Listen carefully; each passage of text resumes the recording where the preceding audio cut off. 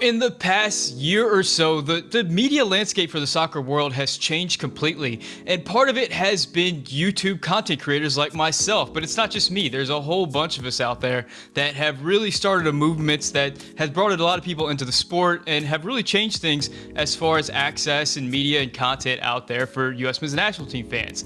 Today on the channel, my guest is one of the people like me who started a YouTube channel, but a guy who is an absolute content monster. A guy that just puts out content on the regular, and his work has made him one of the most followed men in US soccer, with over 4,000 Twitter subscribers and well over 10,000 YouTube subscribers.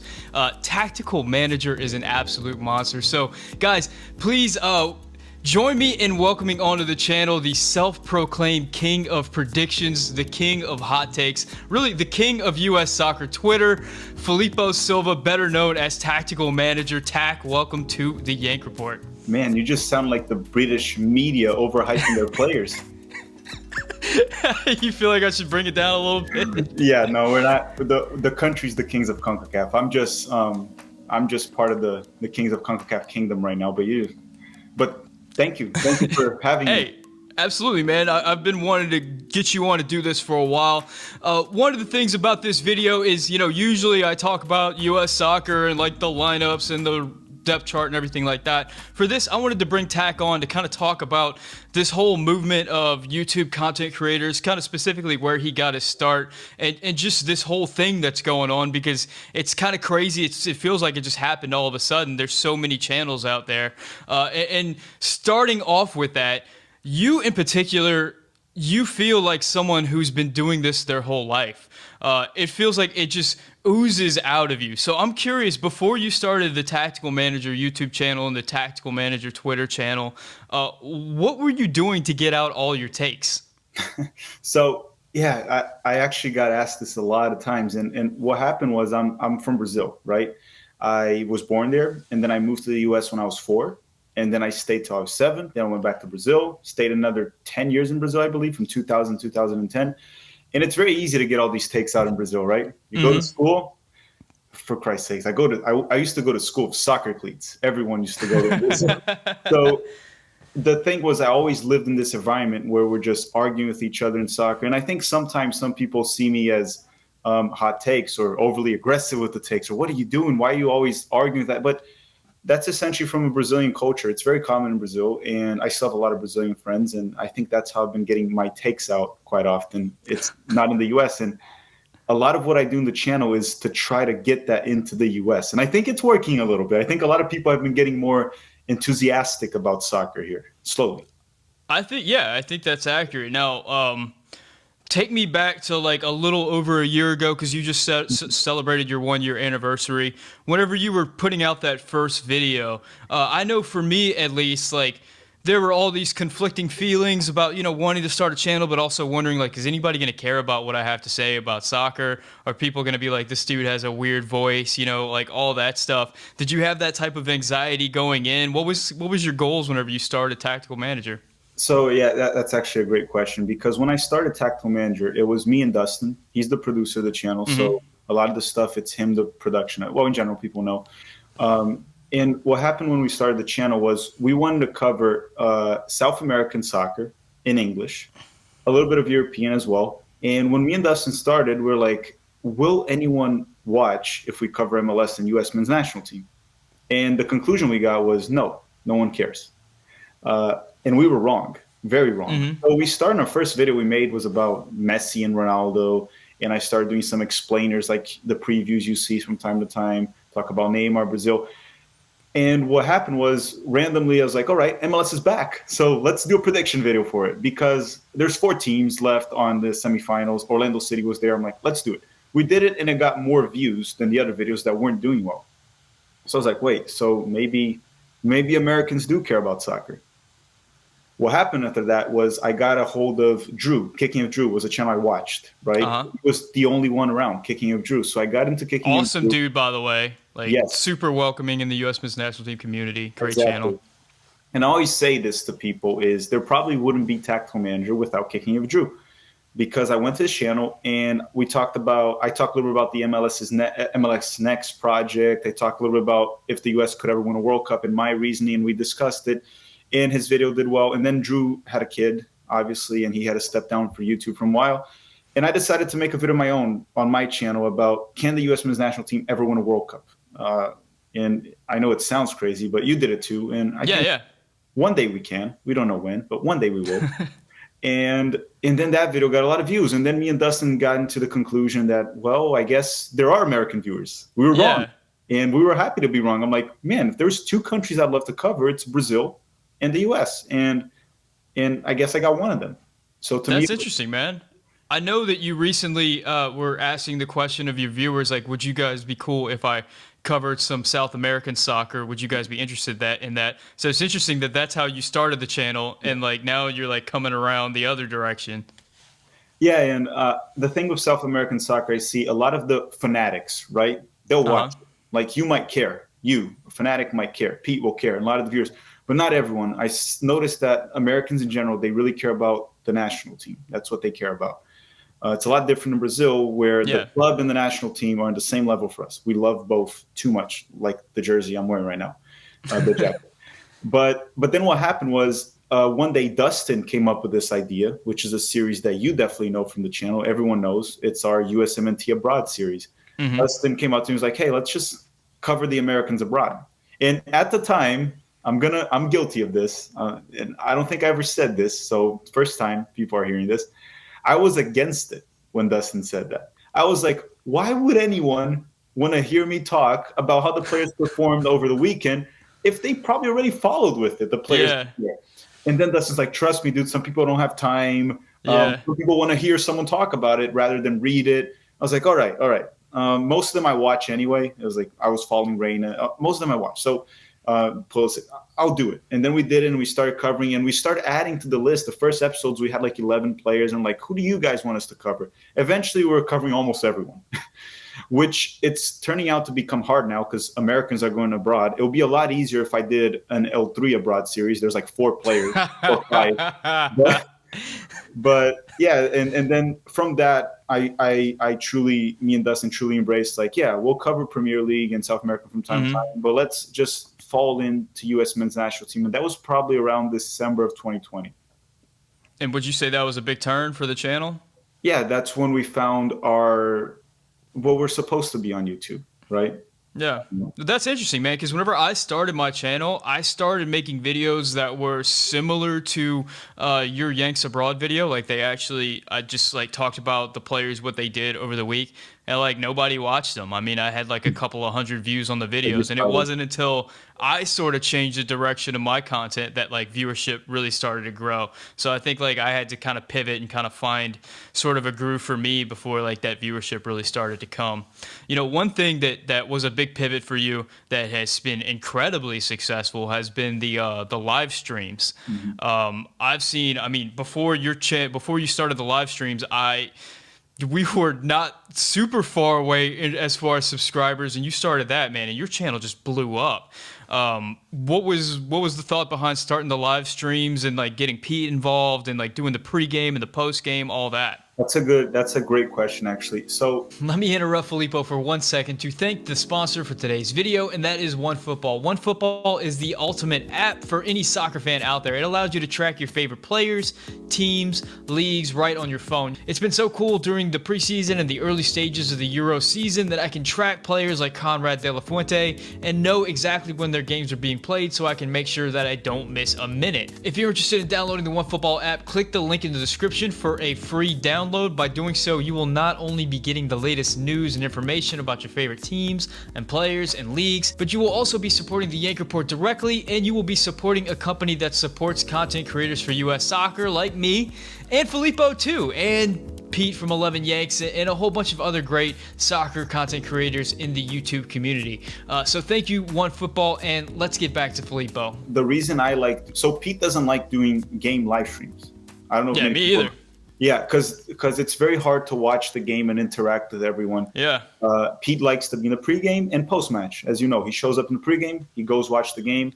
The thing with me is I I'm used to watching the game in Brazil with a bunch of people.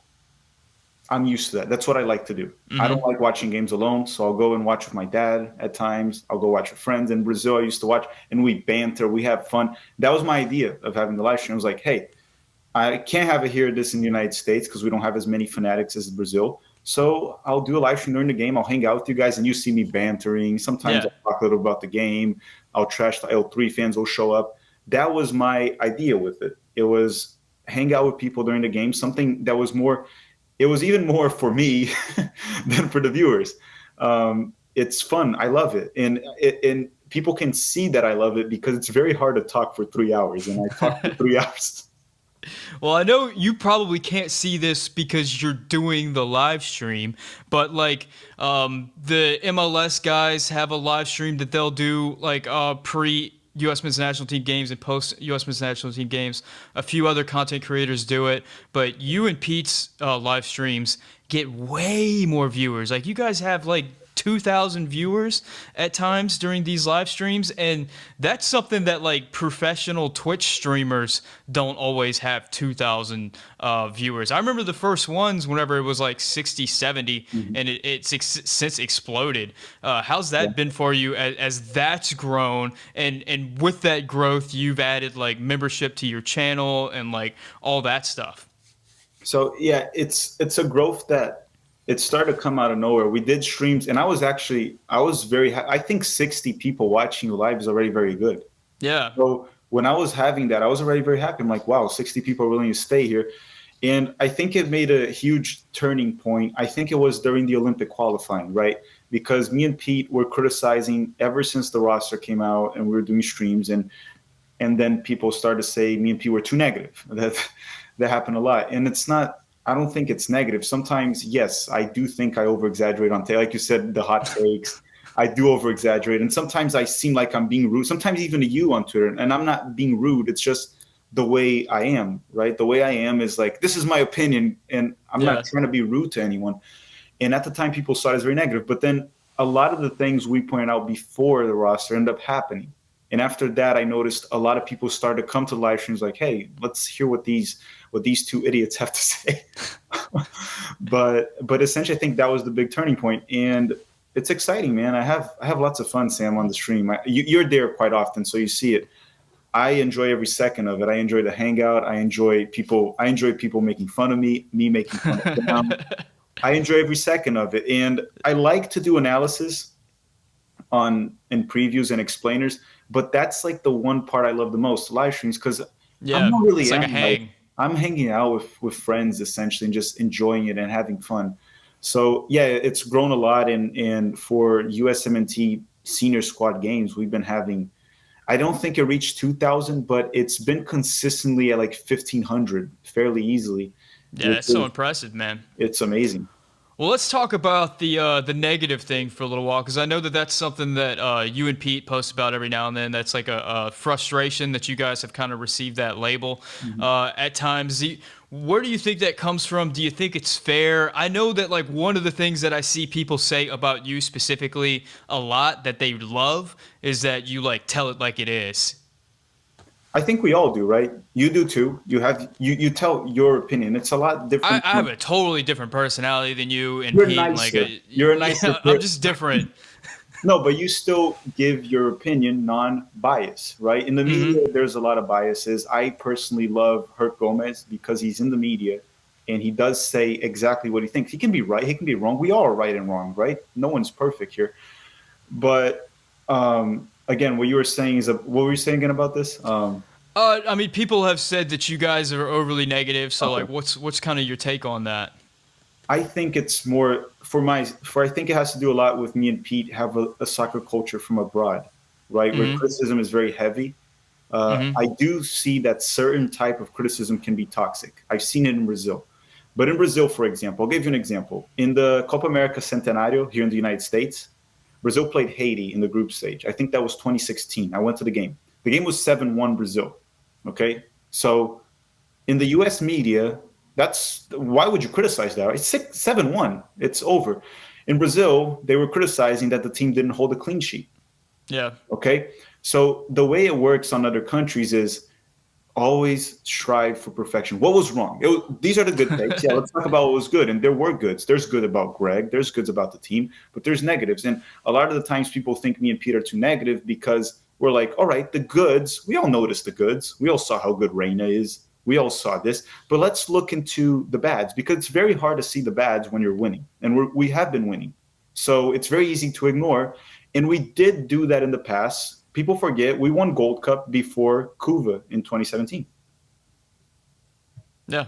So I think that is the reason people might see it as negative. I think over time it'll change. They'll start to see, okay, maybe these guys are not negative. They're just trying to, and many people have seen, obviously, otherwise they wouldn't watch us. But it's essentially that. It's very easy to go on TV and say, what are we doing after we missed the World Cup? It's hard to say it beforehand. That's what we try to do. It's like, look, it's good, and there's a lot of positives to take, right? Greg just won 2 trophies. We're not criticizing him because we hate him. There's goods, there's bads, and we just like to point out both. And I think people have been seeing it a little more. And hopefully over time, I can tone down on some of my craziness of just being so like, hey, this is what I think, man, just deal with it. And hopefully I can adjust that a little bit. I'll try, I promise. Yeah, and you've also grown to a point where you have such a big audience and you're so influential that there's going to be people that disagree with you and don't like you. I mean, that's true for all of us. One of the things specifically about you, as you mentioned, Taylor Twellman, you've had a few Twitter beefs with a few mainstream media guys. I've seen you get into it with Taylor Twellman, with Grant Wall, with Stu Holden. And, whenever I see you on Twitter, I always crack up a little bit because you are guns blazing. I mean, you're guns blazing on YouTube, but you're really guns blazing on Twitter. So tell me about those Twitter beefs and kind of why you were always looking to catch those guys slipping. So my goal is not to catch them slipping. The thing is, these guys have a big following. They're knowledgeable of the game. I can recognize that. They're all very knowledgeable. They're all former players. The thing that I have is when I see a lazy take or something that's wrong, I'll go and I say, that's not how it is. And for some reason, they took the time to respond to me. And some responses I didn't like. I know when someone's doing a passive-aggressive response to me.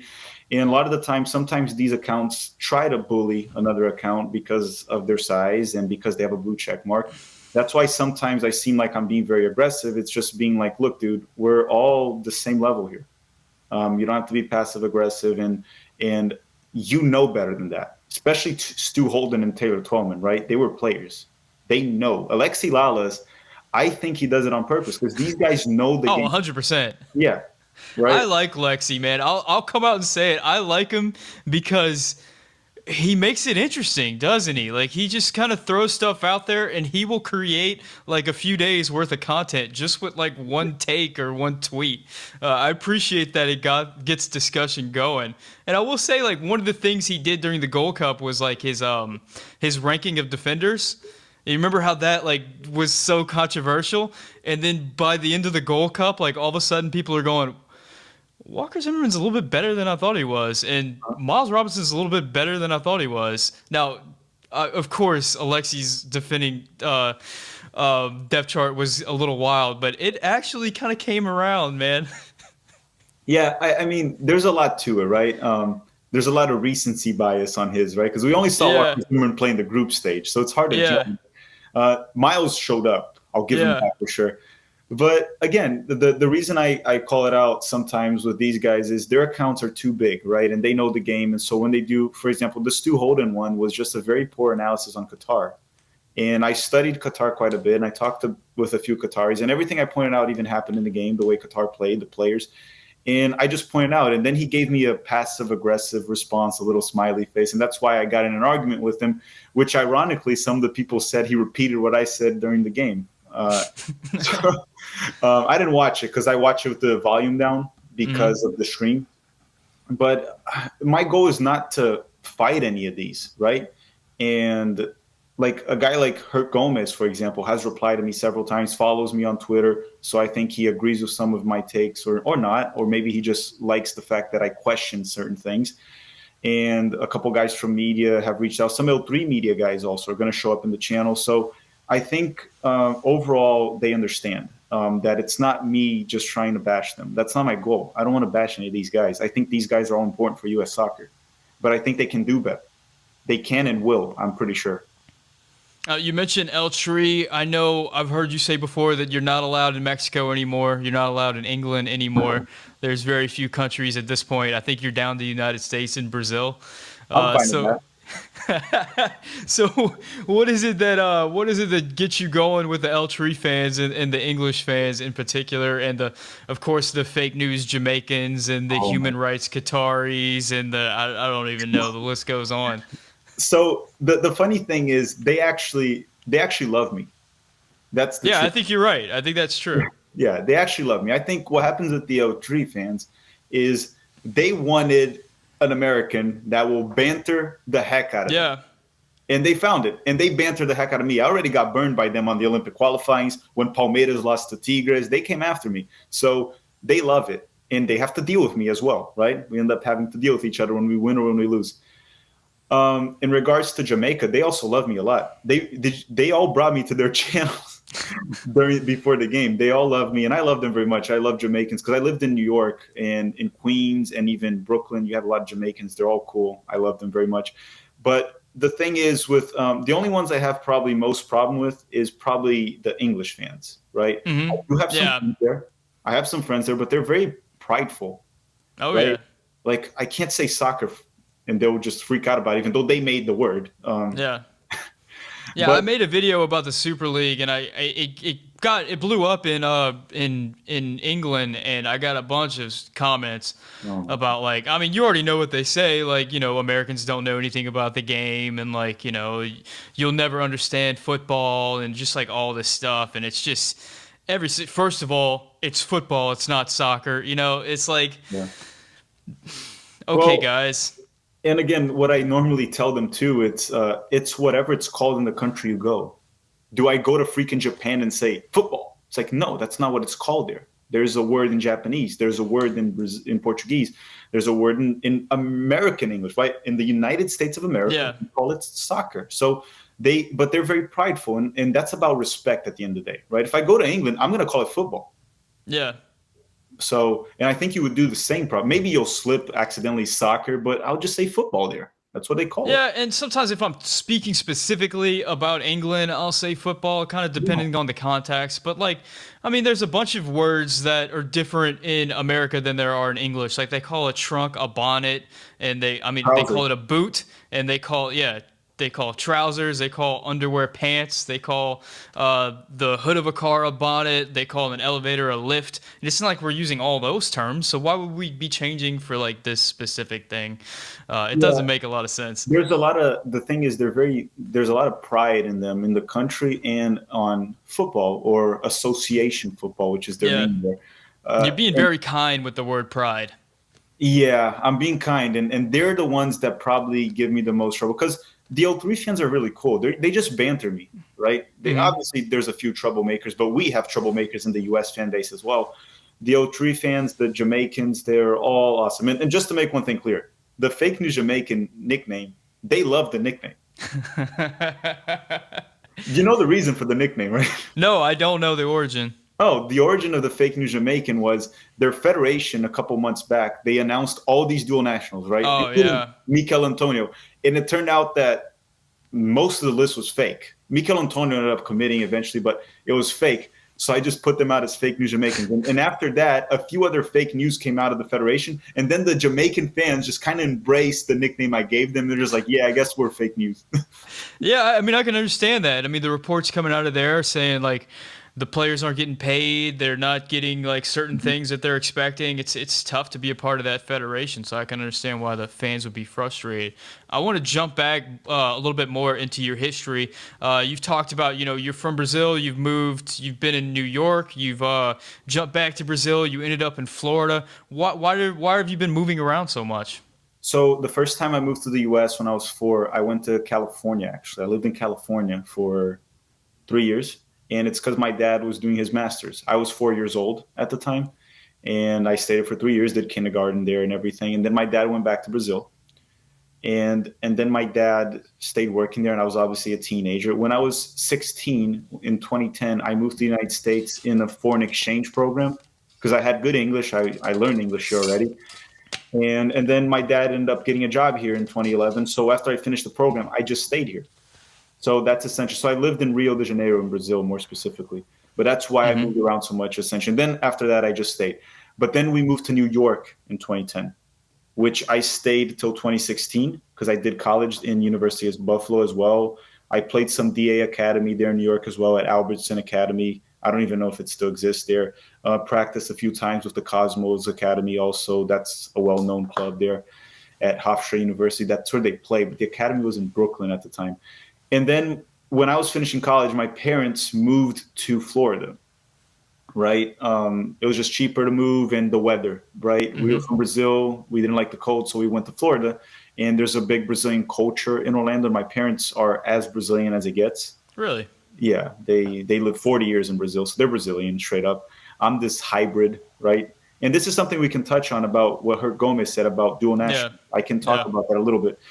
But and then because my family moved here to Orlando after I finished college, I'm like, yeah, I mean, I also like the weather here in Florida. Soccer, I played a lot after my knee injuries. Obviously, I stopped a little bit, but then I moved to Florida to stay near my family as well and everything, and the weather.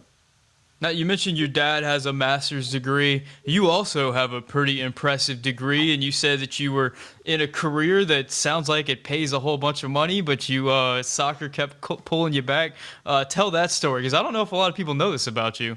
A few do. I actually graduated University in Buffalo as a mechanical engineer, and many don't know that. So yeah, my dad's an engineer as well, and even when I graduated as a mechanical engineer, I was trying to do studies in regards to soccer. Everything was in regards to soccer. And the way I was pulled back into soccer was I opened my own after-school soccer company here in Orlando. And the company grew, and then I got the 11B11 coaching license, just the first one. And I know a lot of professional Brazilian players, former, right? A lot of them are retired. Some of them came to the channel already. And then at the time, the way I got pulled to soccer was the Orlando City Soccer School and Celebration Open. They invited me to be a coach there because the guy knew me already from soccer, and I played competitively here as well. Not in a professional level, competitively. By that I mean like competitive leagues, right? Amateur leagues. Yeah.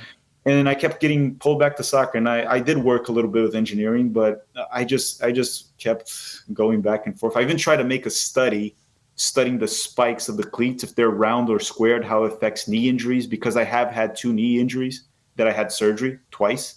So I tried to study that a little bit with my engineering degree.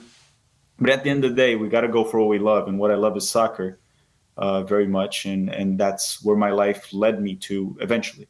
Took a while. That's probably one of the reasons why you're able to just pump out so much content and just All I do. always a new best 11 lineup for some crazy.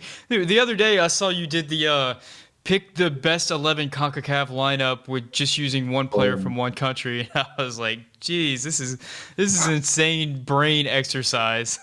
I told that to Herc Gomez. He replied, and he's like, I'm not doing it. I was like, all right. So let me ask you. Can I ask you one thing too? In regards to soccer, did you play high school, academy, college? You just obsessed with the sport? Your parents love it?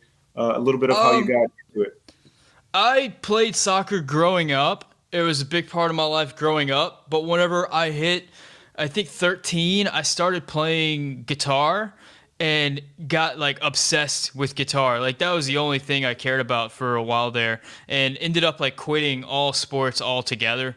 So I kind of left soccer for a while and just started playing in bands and playing in music. And after a while, once I got to college, like the playing in music and doing that professionally became like so much of a job that like once again like soccer just kind of became this thing that like was like a way to blow off steam. I was huge into FIFA, and then after the Confederations Cup, just got really into these young American players that were around my age, guys like Michael Bradley and Josie Altidore and Freddie Adu at the time. I wanted to see like if they were going to become the next world superstars. So I just started getting more and more into soccer, looking up the podcasts, the websites, Big Soccer, Soccer by Ives, like all this stuff. And like it just, for me, it just slowly grew over time to the point where I'm the soccer obsessed human being that watches like, I don't know, what did we say? We watch like 11 games a week or something like that at this point. Like it's crazy.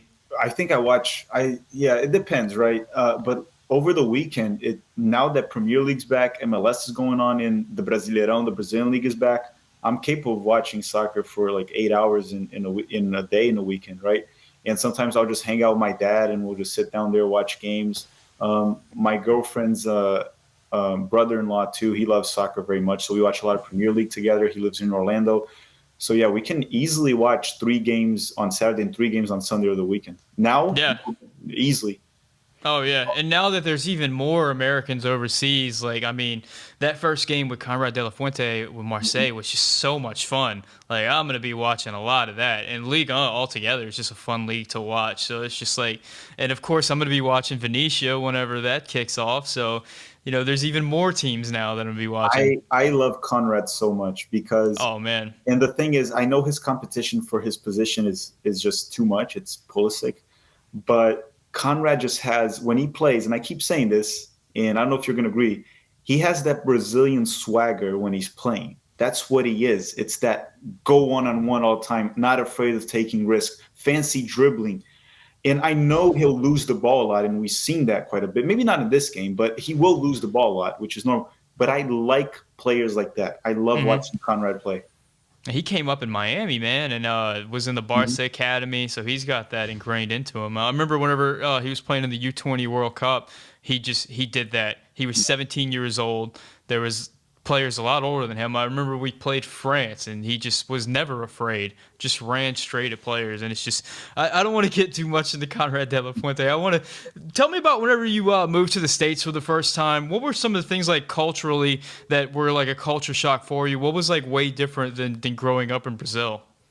So first, the soccer culture, right? I would go to school in Brazil, and let's say my team. I lived in Rio. Palmeiras is in São Paulo, right? So Palmeiras is going to play Flamengo this weekend. The anticipation for that in school, all the Flamengo fans coming at me, that culture, which would give me a mix of anxiety with happiness, all combined. And going to the stadium, I live near Maracanã. I went to Maracanã several times. I went to Maracanã before the it got all fixed up for the World Cup, after as well, because I went to the World Cup there.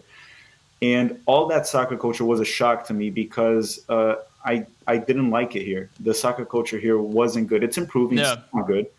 And then in New York, me and my dad, there was no NYCFC at the time, even though they don't have a stadium. Me and my dad would go to the New York the Red Bull Arena to watch Henry play, Thierry Henry.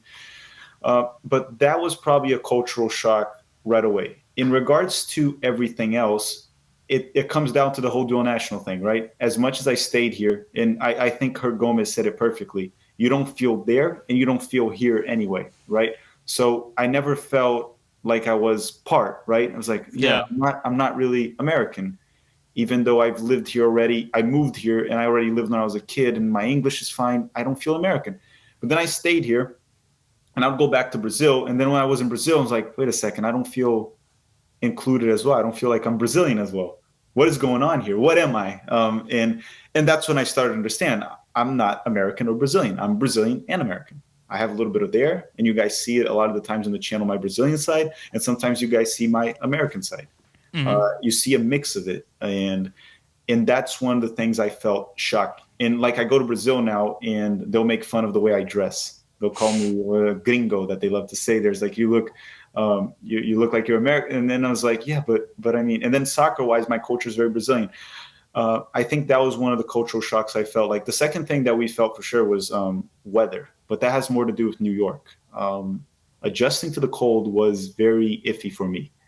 That was something that was iffy. Also, school's different, but overall, it wasn't that hard of an adjustment because I do a lot of the things alone, right? I like to stay alone a lot of the times. I'm social when it comes to going to games, but one of the reasons I make so much content is I like to have my alone time. And like I said, my girlfriend's living in Texas right now, so I think the most cultural shock was the soccer culture, which is weird. Everything comes down to soccer, right? So my life in general. Have you Yeah, ever man. It's say that again. have you ever gone abroad traveling? I've been to Colombia and I've been to Mexico. Those are the Traveling two or places. stayed a little bit? Traveling. I went to Medellin for a little while. That was super interesting, man. Yeah, it's so interesting. People from South America, like you never understand what like people think of Americans, and you get over there and people were so appreciative that I was in the country. And especially, Colombia and Medellin has a not so great history. They really wanted me to let people know that it's like a beautiful place to be, and like Americans should go over there.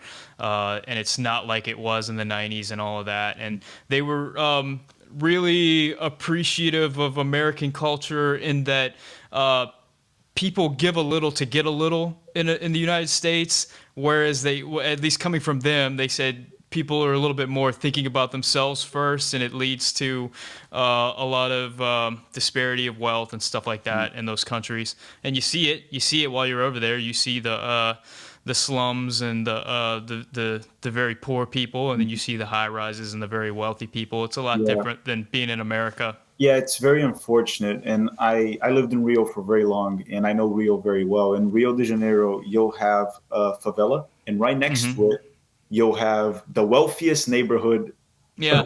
like wealthier than a lot of places in the U.S. It's how it is in South America in general. I've been to a lot of places in Brazil. There are some nice places, especially if you go down south. It's very European, the culture there. But in Rio de Janeiro, it's probably one of the most beautiful cities in the world, and Hmm. anyone that has been there will say the same. But it's unfortunate of a lot of the things that happen there, and it's even one of the reasons why we moved here, right, to the Yeah. United States. My parents always loved the United States.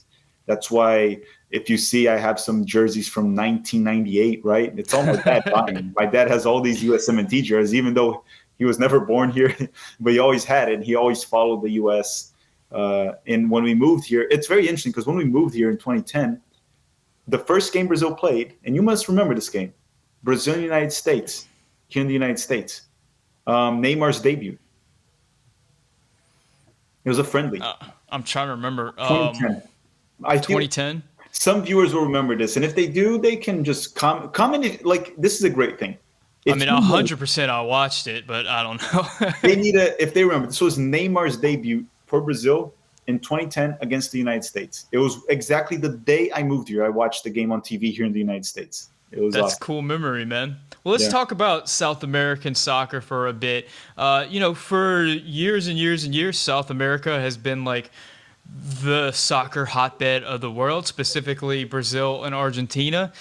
This year in the Copa America, we saw Brazil and Argentina still the class of South America, but some of these other countries, which have been world powers in the past, like Colombia and maybe Uruguay and Peru, Chile. Chile, countries like that, they're not, they kind of fell off. It felt like they weren't at the level that they were. I remember watching, you did a video recently with a guy from Argentina, and you were comparing the U.S. men's national team under 23 team to the Argentinian under 23 team, and it actually compared pretty well. I think it ended up being like 6-5 to Argentina. But one thing I noticed was a lot of the Argentinian prospects were a little bit older. They were like closer to 23, 22, while the American prospects were like 18, 17 years old.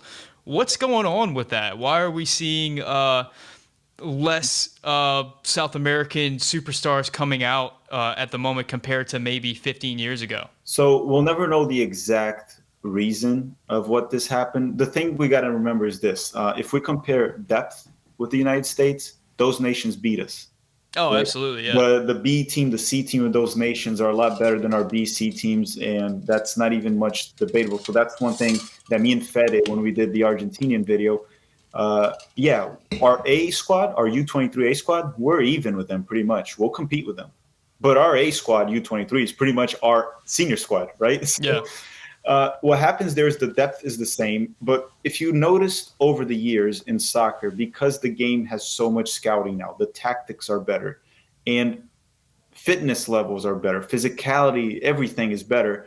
Flair, dribbling, Ronaldinho, right? Those players, it went down. There's less of them, Mm-hmm. right? And I Mm-hmm. think South America always relied on these flashy players. It's harder to beat that. The only two players in South America that can do something like that right now in a completely different level are Neymar and Messi. They can beat any defender on one-on-one situations, but it's not like in the past where you have a Brazilian team, an Argentinian team, Colombian team, that 3 or 4 players that can do so, and they'll get a goal and they'll beat the European squad. And I think that's one of the reasons. Maybe because the game got so much more physical, much more studied. Yeah. The scouting reports is in a whole different level nowadays. It became harder for that. And another thing I want to point out is I think a lot of the people, and this is not Americans only, this is European, they get it very confused. South America used to be a lot weaker. It used to be a lot weaker. Brazil and Argentina and Uruguay used to dominate a lot more. These teams actually went up quite a bit. Brazil, I still think Brazil's in the same level when it comes to a general team. What happens is Brazil used to have three Ballon d'Or winner players in the Yeah. same team. That's not common. That's not normal. But Brazil's depth and starting 11 are still champions, all Champions League players, all Champions League contender players, right? So I think Brazil's in the same level. It's just that we don't have a Ronaldinho, Ronaldo, and Rivaldo in the same team, which is nonsense if you think about it nowadays, right? Yeah. I was going to ask you about the Ballon d'Or. I've heard other Brazilians talk about this, so I want to get your take. I think Kaká was the last Brazilian Ballon d'Or winner. And even more importantly, we haven't had like a best in the world Brazilian in a long time. We've been dominated by Messi and Ronaldo for the past 15 years or so. We had Neymar come up, but it seems like Neymar's time is going to be intersected by Messi and Ronaldo and then Mbappe and maybe Haaland or somebody like that. It doesn't seem like Neymar's ever going to be the guy. Is it something that Brazilians talk about or they're upset about that we don't have that dominant Ronaldo, Romario type of goal scorer, best player in the world type of player coming out of Brazil in the last 15 years? I think it's not really that the Ballon d'Or bothers the country. It's more in the sense of I think Neymar gets undeserved hate at times, Neymar.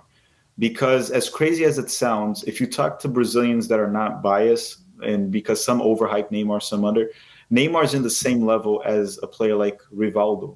He's in the same level. The difference is Rivaldo will go into the field and you have Ronaldinho next to you and Ronaldo phenomenon. All of a sudden, the defense doesn't know who do you defend there, Yeah. right? Neymar goes into the field and Brazil has a bunch of great players, but there's no player like Neymar in this team. We saw against Argentina, he was just going at him, and Otamendi was hitting him, Paredes would hit him, De Paul would hit him. They would just knock him down. Neymar plays alone. All these guys had help. If you go back to the Brazilian 2016, Kaká, Ronaldinho, Ronaldo, and Adriano. Remember Adriano, the Emperor? Oh, yeah. It's just these players had these guys, and the defense didn't know who do you mark when you're playing all those guys, and you can't mark all of them. So Neymar has that issue because he would have been more appreciated. They would appreciate him more, and maybe he would have won a Ballon d'Or, along with the fact that the Ballon d'Or not eventually, from the beginning, it has been more of a marketing tool. If I'm going to be straight, fair, and honest about it, we've had players like Michael Owen win it. No offense to Michael Owen. Even David Beckham, fantastic player, but him being a runners-up, it's just too much, right? And it's never a defender, even though we've had some super dominant defenders. I think it's been Messi, Ronaldo. Correct me if I'm wrong, or maybe the viewers can correct this. The last defender to win it was probably Fabio Cannavaro in 2006. Yeah, you might be correct. I think it was. And we had so many good defenders, but it's always the guys that score more goals. And it has to be Ronaldo and Messi because they're the biggest names in soccer and the most dominant ones. And if you notice, it's usually the guy that wins the World Cup or the Champions League. Yeah, that's pretty much how they've been doing it. That's why Ronaldo had so many, because he was on that Real Madrid team that got so many titles. And I've always been a big fan of the defensive midfielder. I always feel like that's like the super most unheralded position. If you look at the World Cups, the teams that win World Cups have like these crazy good, just talismanic central midfielders. I mean, you look at N'Golo Kante, you look at Schweinsteiger whenever Germany won it. They had like Schweinsteiger and Khedira and Philipp Lahm and like all these players. And those guys never get a shout for a Ballon d'Or. It's always the goal scorers. Yeah, the closest we got to it was maybe Luka Modric, right, in 2018. True, yeah, he got one. But he's not really the 6, right? He's more of the 10 or 8 at times. Yeah, and like you said, his team did really well in the World Cup, and they kind of gave that to him because Ronaldo and Messi were, I don't know. They didn't want to give it to an 18-year-old Mbappe. I'm joking. Yeah. So let's switch gears and let's talk about the United States for a second here. We're in this era all of a sudden where we're producing all these players, where we're able to talk about the U.S. actually producing at the same rate or at the same at the top end as a nation like Argentina. So what has it been like for you since you've been in this country for a little while now to see that growth happen, where all of a sudden this country is capable of producing players that can play in Champions League finals and for top 8 Champions League teams? Yeah, I mean, let's look into positives and negatives. The positive is it's wonderful, right? We can watch a national team where we can see players that we're excited. You said this earlier in the video. Now you go watch Conrad, Pulisic, Reina, these guys that you're like, wow, it's exciting to watch. There's talent, Oh yeah. right? We have these players that hopefully we don't have to grind it out in CONCACAF. We'll see a 3-0 performance, a 4-0 performance against the lower end teams, right? Not Mexico, that would be tough. But these other teams, we don't have to grind it out against El Salvador. We should be able to control the game. And Greg has promised us that. So let's see if he'll deliver it. No, but we can't create an illusion, right? We're not doing a good job yet, right? That's where people can think I'm too negative. Why do I think we're not doing a good job yet? Let's start with a couple of things. The U.S. is bigger than Brazil per se, as a country, the size, more people. The U.S. has way better infrastructure than Brazil, not even comparable. And are we producing anywhere near as much talent, if we're being honest? As Brazil, I mean, Brazil's the number one talent producer in the world. That's a tough comparison. But I think we should be like almost halfway there, right? We should be able to have our starting 11 eventually, not now, that would be too optimistic. It has to be composed to all players that are in Champions League or at least Europa League eventually, right? Yeah, And I we're not think that far away from that. we're not that far away, but we're still calling up. And again, it's not an anti-MLS agenda before people bring that up. MLS hasn't reached the level that it's supposed to, right? So does playing MLS mean a player's bad? Absolutely not. Absolutely not. That's not what it is. And the league does not determine. You can have a fantastic player playing MLS, Austrian league, whatever it is, Belgian league, Yeah. Ajax, right? Ajax is a clear example of that. But who you face matters, right? And the reason you see countries like Brazil and these European teams, or even Switzerland, let's go to Switzerland. They play the United States, and they controlled us for a good chunk of that game, besides the first half. And we lost. And we could have lost for more. Ethan Horvath was very good. Switzerland's not that great of a team. But their players are all playing in Champions League. Well, not all of them, most of them, Europa League, Champions League, and Bundesliga. So they're facing Top 5 leagues. Bingo. There you go. So they're facing Lewandowski. They're facing Haaland. They're facing these guys. So when they go to face Josh Sargent, it's not something too crazy. It's pretty easy for them, right? So I think that's what I talk about when I say, look, guys, Chris Richards, I know he might struggle here and there, but Chris Richards is facing these guys. He's practicing with Lewandowski. That's who he's defending on a daily basis. So when he faces the Mikel Antonio for Jamaica, Raul Jimenez, he's more prepared than a guy in MLS. Even though that guy in MLS might be better. Miles Robinson might be better than him. But Miles Robinson's not used to guarding or marking a Raul Jimenez. That's the point I usually tend to make, competition. So sometimes, yes, the MLS player is better. I have no problem on admitting that. But it's on regards to who you're facing on a daily basis, how focused you'll be, how wired you'll be. And I've talked to many players abroad in off, not in the channel, right? And when they're not on the channel, they're more open with me on a couple of things. And I'm not going to give a name because I don't want to give problems, but I asked one of them, and I'm not going to say also if he's still playing or retired. I asked him to describe MLS players. And his response was too many touches. That's what he told me. He says it's a different playing style. So, and yeah, it's one of the things we say, MLS, you're given more time and space. Some guys abuse of that. Some guys don't care too much about that. We saw Akel Acosta adjust pretty well to that, right, in Gold Cup, where he was quicker on the ball, not holding it too much. Because the reason Acosta, for example, loses the ball so much is he takes too many touches on a position that you're super pressed. That 6 is awful to play. In MLS, you have more time and space. But Yeah, and that's they took a little bit off of him. He wasn't responsible for as much in that Gold Cup, and he was able to thrive in a different playing style. that's on Greg. Yeah, Congratulations to Greg. The same way I criticize him, credit when I'm gonna credit is due. clip that. I'm gonna clip that. And I'm gonna put that out, and it's just gonna be. You're gonna send it. You're gonna send it to Greg. He's like, look at him giving you credit, Greg. I'm Coach. gonna put it on Twitter and watch you get buried. But yeah, yeah, and again, it. I think playing against tough competition is a thing that plays a big role. That's why I advocate for players like Gianluca Busso going to Serie A. Will he start for Venezia? Who knows? But go there. You're going to be playing against top players. You're going to Yeah. learn. You're gonna be awful for a while. Caden Clark, I've talked there as well. Go, just go. Don't get alone in MLS. I think MLS eventually will reach that. The potential for MLS is huge, and I don't think we've reached 10% of what MLS can be. But it's not there yet. Yeah, it's tough because they keep expanding. So even though the player to player, they're better than they were Mm-hmm. 10 years ago. And it, to be fair, since 1994, I think it was 94 when they whenever they started, 96, 96. yeah. They started the league in 94, didn't kick off until 96.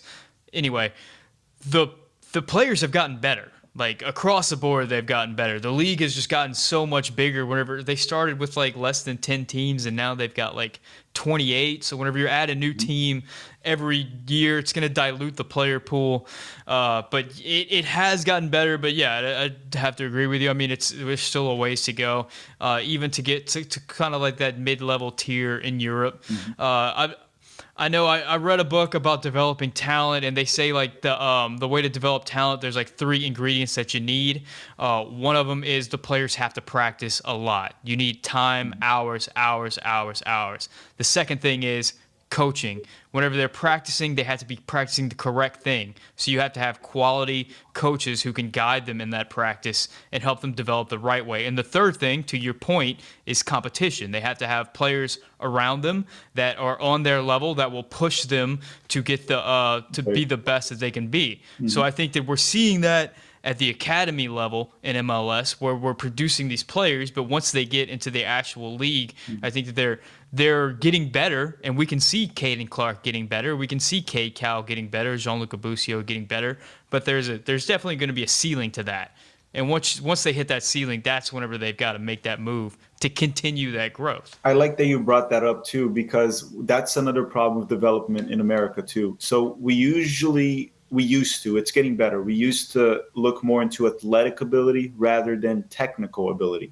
That has been changing. It's obvious, right? Right now that it's changing.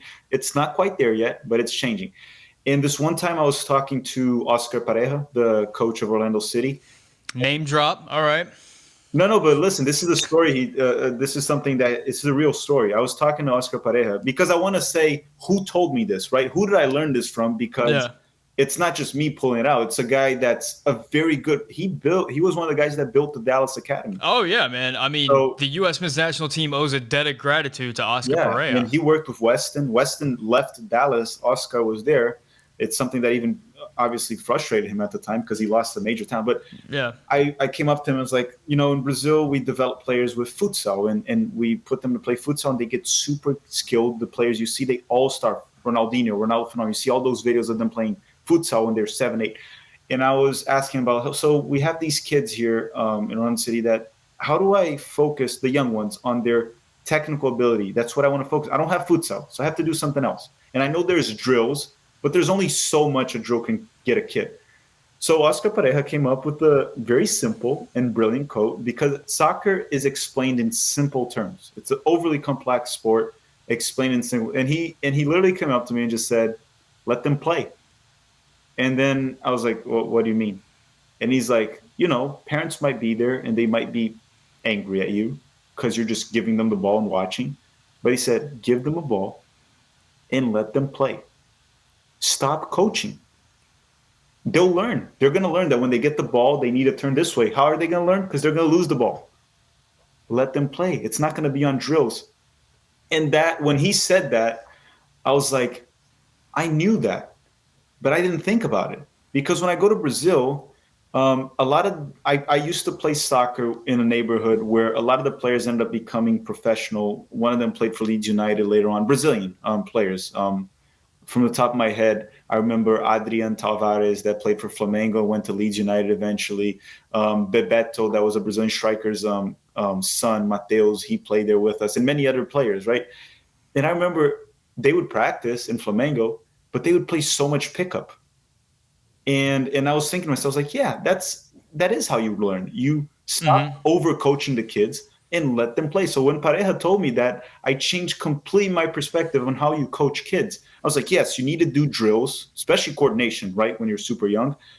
But man, just give them a ball, let them play. Obviously, conduct it in a way that they don't foul each other. The rules, learn it, positioning. You need to, hey, you're a defender, learn to be, but let them play. And in America, I think very few coaches do that. Luckily, we have Oscar Pareja and a few others that do, and they're implementing that culture. But that's something I never thought of. And I don't know even if you thought of it that way as well. Well, it's interesting that if you look at the top players that the United States is producing right now, Christian Pulisic, Gio Reyna, Tim Weah, Weston McKennie, they all have this thing in common in that specifically Weah, Reyna, and Pulisic have parents who were heavily involved in the game. You know, Weah's dad was one of the greatest strikers of his generation. Reyna, one of the greatest Americans of his time. So you have, first of all, you're taking like all the prospects out there in the world, in the United States, and you're eliminating everyone whose parents weren't high level in soccer, and you end up with these three. Then you add in that all three of them, and if you include McKennie, four, have spent time in Europe as young players and got to develop over there and got to experience what their training is like over there.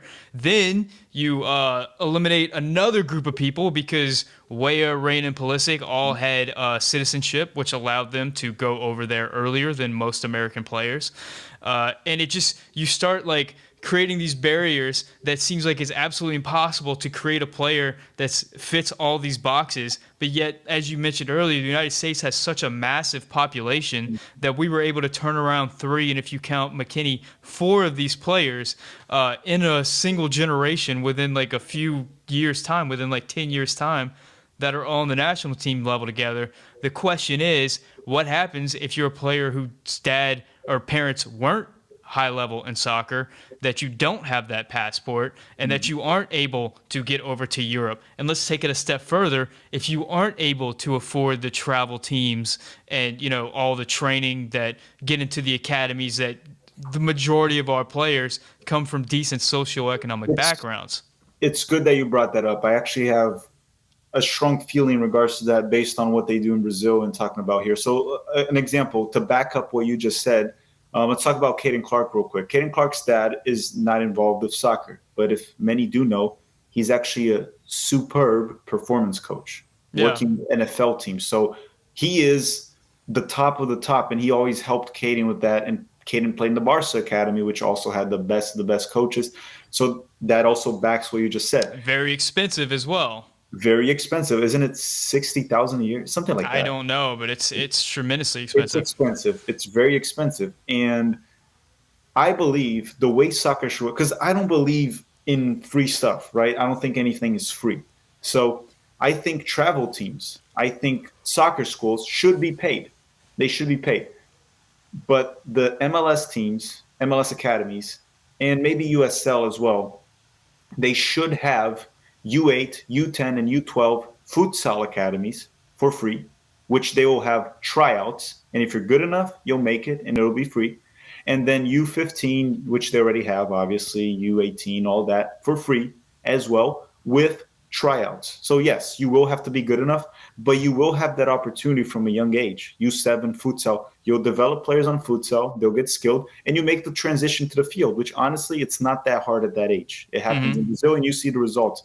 So I do believe the academy with tryouts should be free. Everything else, it should be paid, because at the end of the day, it's a business. People need to make a living. There has to be investors. But the academies being free, it's not really free. That's what people need to understand. Because when these clubs are developing these players and spending money, they're going to sell these players for $10 million later. 20 million. Or this player is going to sell a bunch of jerseys when he becomes a superstar. It's a lot cheaper to develop.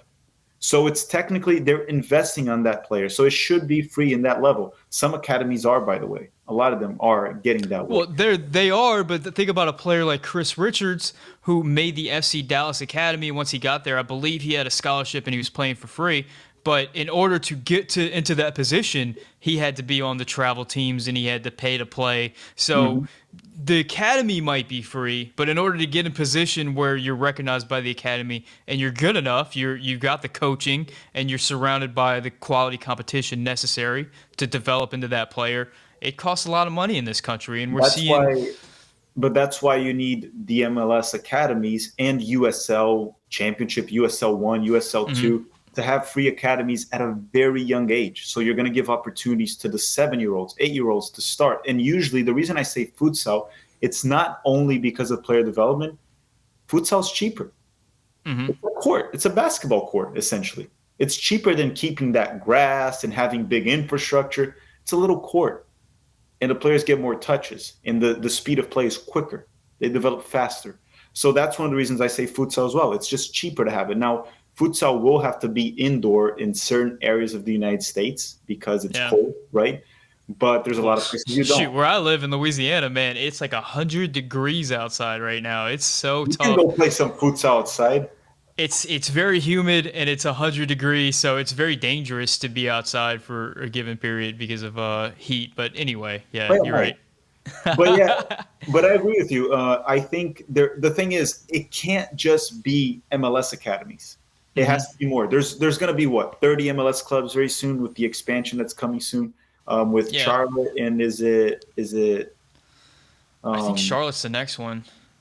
I don't know if there's another one. Charlotte and St. Louis, I think. So it's going to be 30. 30 academies for a country this size is not enough. And don't forget, MLS has territorial rights. I don't know if many people know about that. That's a major problem. It shouldn't exist.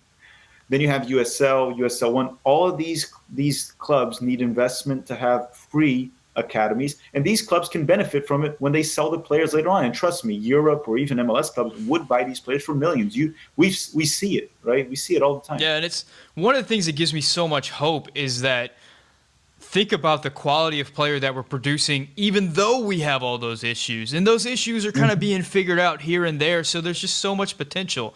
I know we saw in USL recently, I forget who was a player that got sold, and the club put out that they handled it poorly, and they ended up not making a lot of money on the deal. Gomez, I think. It was Louisville with Jonathan Gomez. That was a tough situation.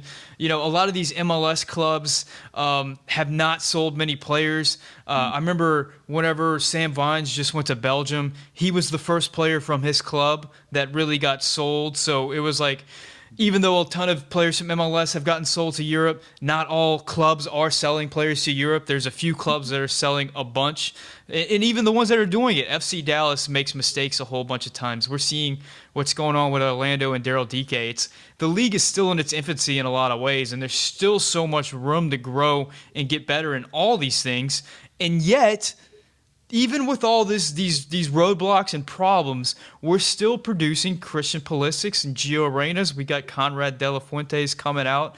It's just incredible. It gives me so much pride and so much hope just knowing just how much room there is to grow in this country. That's one thing that sometimes I get seen as negative because I'm actually as optimistic as you. The problem is, what do I normally do, Sam? I go ahead and say, hey, but there's this problem we need to fix. I'm complaining about it. But no, I think it's quite impressive that we're still able, with all these headwinds, still have a team that is actually, it's a respected team, right? No one damn near top 10, man. Oh yeah, we're getting that in the ranking. I've mixed feelings on the ranking, but I'm proud that we're making top 10 based on our accomplishments. It was our accomplishments that got there.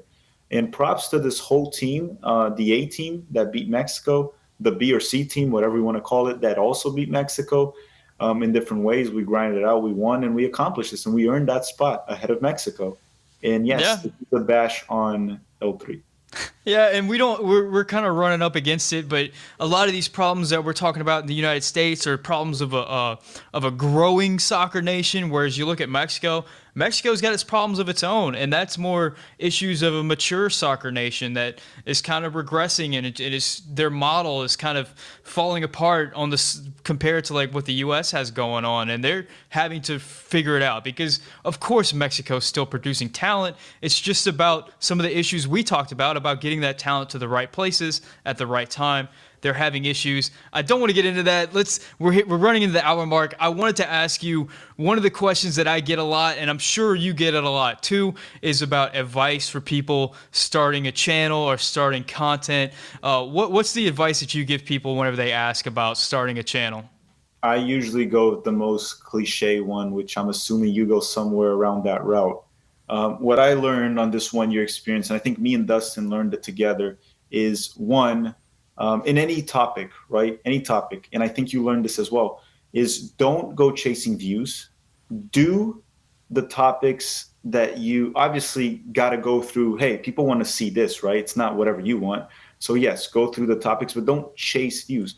Do what you want to talk about because you're going to talk about it in a passionate way. And people see this on your videos, my videos, Pete's videos, the passion that we have, and people feel that because Yeah. I'm no expert, you're no expert, Pete's no expert. We're just very passionate and we have different experiences with soccer that make us more knowledgeable on this or that. But it's much more about people feeling connected with the content creator. And when they feel that passion, you talked about the live streams. They're like cheering for the team with me, and I love that.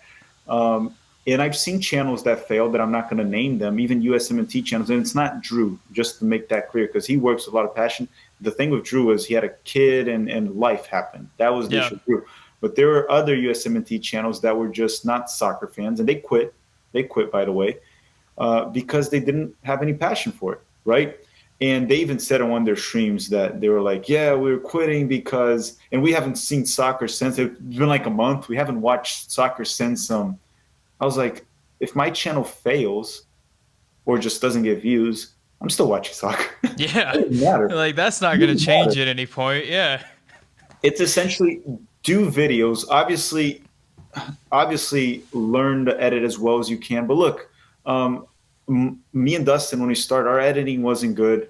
I still have this freaking white wall that I say it's so great, but it's as simple as it gets. If you do something with passion, people are going to watch. And it's what you were talking about too. You started just making videos about some Americans abroad. It wasn't good. Then you did something else and people felt the passion and they joined it. Yeah.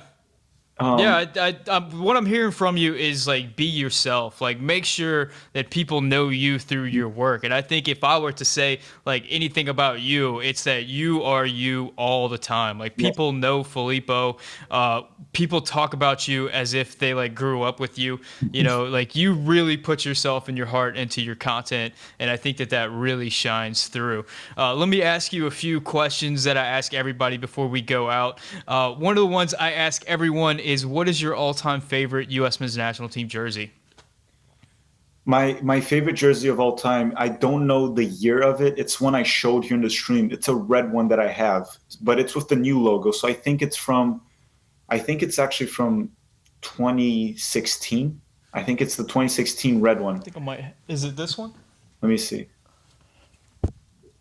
No. So the one I have, even the logo, they made it red.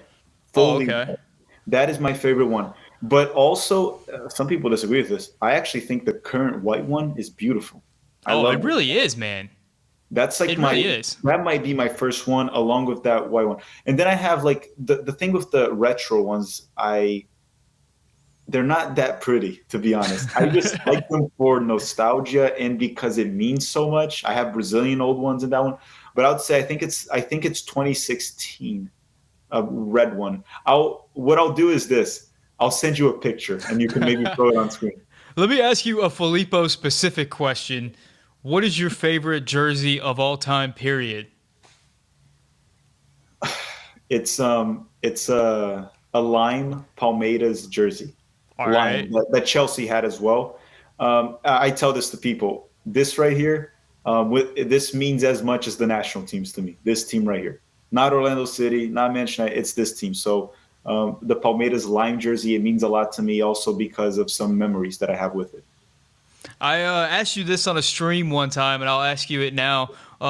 whenever you're watching games, do you have any rituals or superstitions or anything like that that you go through? The jersey, remember? Yeah. I have this thing that's like if I'm wearing their jersey, we're not losing. I don't know why I have that. It doesn't work all the time, by the way. I've lost a lot of games, but I just believe that. And I know yours. You eat a typical food from that country when the I U.S. plays. try. I try. What are you eating when we play Brazil? Can I I give don't you know. We have a suggestions? Latin restaurant in town that has stuff. I don't know if they have anything Brazil, but if I can Okay, cook something, I'm into it. if you can, I'm gonna try to see maybe if Louisiana has it somewhere. You need to get either coxinha, and I'm gonna send it to you, or pão de queijo when we play Brazil. Either I one. don't And know you're what gonna, either of those are. well, coxinha is just like fried dough with chicken and cream cheese in it. You can't not like it. Um, and I see that you like tacos a lot too, and cookies. Yeah. And pão de queijo is just cheesy bread. You're gonna love it. Okay. Okay, cool. I'm into it. Well, look, at this point of the show, I usually tell people to, I usually say, tell people about your channel, where they can find you. I have a feeling that people know who you are if they're used to watching the Yank Report. But go ahead and tell people what you got going on for the upcoming Euro season. So mainly the only thing I can talk about is we have the USMNT Abroad series. So every Monday, people, you, anyone can expect a video summarizing the Yanks abroad, how they performed on a very quick way, right? I try to do it in 15 minutes, and usually there's 20, 30 players, transfer rumors. Besides that, the usual, covering something similar to you and Pete. We'll be talking about when the roster comes out, which will be out in 3 weeks. I That's think 3 crazy, weeks. man. It's coming up quick. I think it's September 6th. Yeah, you know what's crazier before we end this? 2021 is almost ending. Yeah. That's crazy. Yeah. I'm about to Um, hit a year in the channel, dude. I started, I believe, the 30th of November. okay, So so you're 3 months away. 3 months away. something like that. Yeah, it's Mm, been a wild ride, man. It's mm, cool going on this journey with you. I don't mm. know if everybody knows this, but like been in, uh, I've talked to Filippo a lot throughout this, even 6 months. before. Yeah, man. But whenever my channel had like 500 subs or something like that, I'd reached out to you, asked you some questions about stuff. We've had an open line of communication for a long Mhm. time, and I would say that that's true of you and a lot of people in the community. You've been very open with your time and your experience, and I appreciate that, and I know a lot of other people Yeah. appreciate that as And I well. appreciate you having here in the patience because one thing I want to even apologize to me and Sam. I think we were even gonna collab. I think it was April, something like that. Sam reached out, and it was the time that we started the one football ad, and I had so much that my Yeah, company was coming back from the whole lockdown, and then we postponed, and then Nations League happened, Gold Cup happened, we were all busy, and you got one. yeah. Also, congratulations to the one football family too. Woohoo! And then finally now, Yeah, we got this, and obviously we're going to be able to find many more in the future in different topics. But it's good that we all broke the ice on Pete's channel. Then here, I know Pete will be here too as well eventually. I yeah, know yeah. I ruined the surprise there, but we're gonna have you along as well, and we'll figure stuff out. A lot of stuff is gonna be awesome. It's a heck of a ride, and what I keep telling people, um, everyone is in it together, right? There's always space for authentic content creators, right? As long as it's not people trying to be fake, if they're being authentic, like you are, Pete is, Drew is, what's his name from FIFA Straight American red Nate, card, Straight Red. I Jay. love Derek and Brett, Yeah, man. I love them so much, and they're so funny. And as long as we get more, this is only good because you get more people in the US community. And it's what I said. Some people are not going to want to watch negative Filippo. Some people want to watch positive Sam. Some people are going to watch Drew that curses a lot. Some people are going to watch Straight Red Card that is just, it's like a comedy show at one point. yeah. It's fun. And then some people are going to go watch Pete, where he likes to dive in more into tactics and all that. So we need this, and everyone contributes in one way, shape, or form. That's what we need. And Yeah, it's so cool, and I know that the success of your channel has added to the success of my channel and the success of Pete's channel. I know it's YouTube has become a destination for U.S. soccer fans. They can go on and see all the new stuff, and maybe somebody's watching your video, and in the side rail they see like a States FC video, and they click on that, and they become a fan of his channel. So it's just like one big got it, family that man. kind of leads into each other. It's such a I cool like thing. I like that you mentioned States FC. I love that kid as well. His channel is great. And I really hope that he continues as he grows. As he grows, he continues that channel as well. Yeah, and shout out to him because I asked him to do one of these interviews, but he let me know like, yo, I'm under 18, so it's Yeah. kind of weird, and that's, maybe whenever he's 18, we'll be able to have him come on and do one of these long form interviews. But as of right now, it's just kind of sketchy with the way that Yeah. YouTube I works on the agree. back end. Yeah, but anyway, let me wrap this up. So, Filippo, thank you so much for coming on the channel. Thank you so much for all the content that you provide the U.S. men's national team community. Thank you guys so much for watching. If you're watching at this point and you're not yet subscribed, please consider hitting that subscribe button, or just do whatever you want. You've been watching an hour long worth of soccer content and you're not going to click subscribe. At this point, you're lost. It's never going to happen. Click that like button. Make sure you go to Filippo's channel, and if you're not already subscribed there, click subscribe. Even if you aren't subscribed, go click on all his videos and hit the like button too. Just boost up his numbers. Filippo, thank you so much for coming on. On behalf of Tactical Manager, my name is Sam, and this has been the Yank Report.